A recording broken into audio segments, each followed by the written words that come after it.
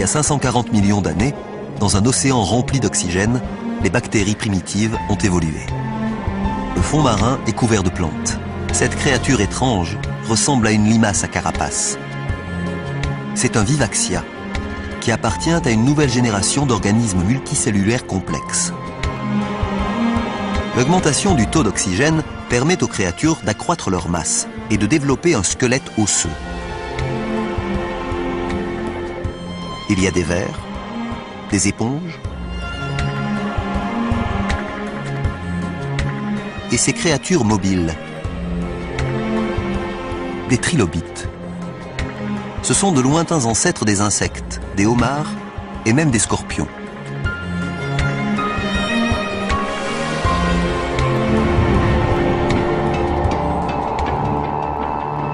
Un Anomalocaris.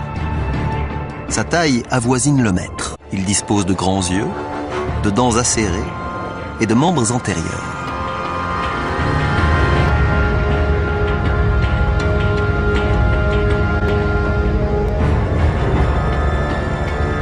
Pour se nourrir, l'Anomalocaris n'a qu'à se servir.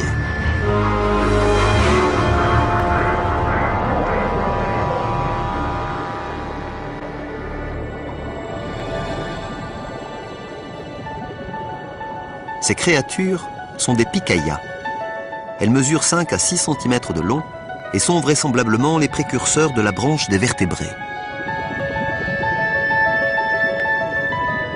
Après des millions d'années d'évolution, cette structure primitive aboutira au squelette qui nous permet de nous tenir droit.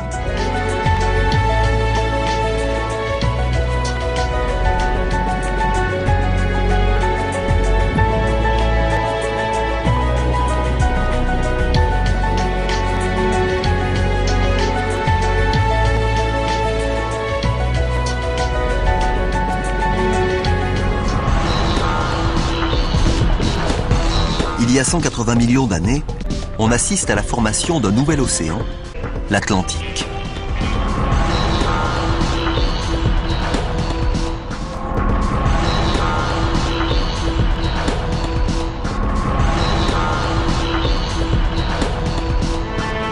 Dans cet océan, de nouvelles créatures voient le jour. Comme celle-là par exemple, un ichthyosaure. Leurs ancêtres reptiliens vivaient sur la terre ferme, mais ils se sont adaptés au changement de la planète et ont développé des nageoires. Celui-ci mesure 6 mètres de long. Il peut nager à une vitesse de 40 km/h. C'est la créature la plus rapide et le prédateur le plus efficace de l'océan. L'espèce a régné sur les mers du globe pendant 50 millions d'années.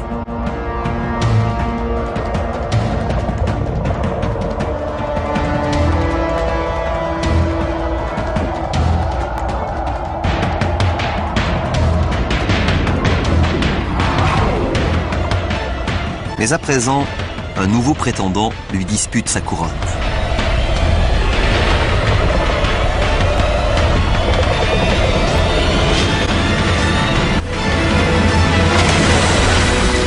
La longueur d'un autocar pour le poids d'un camion. Ses mâchoires immenses sont 8 fois plus puissantes que celles d'un grand requin blanc et ses dents ont une trentaine de centimètres de long.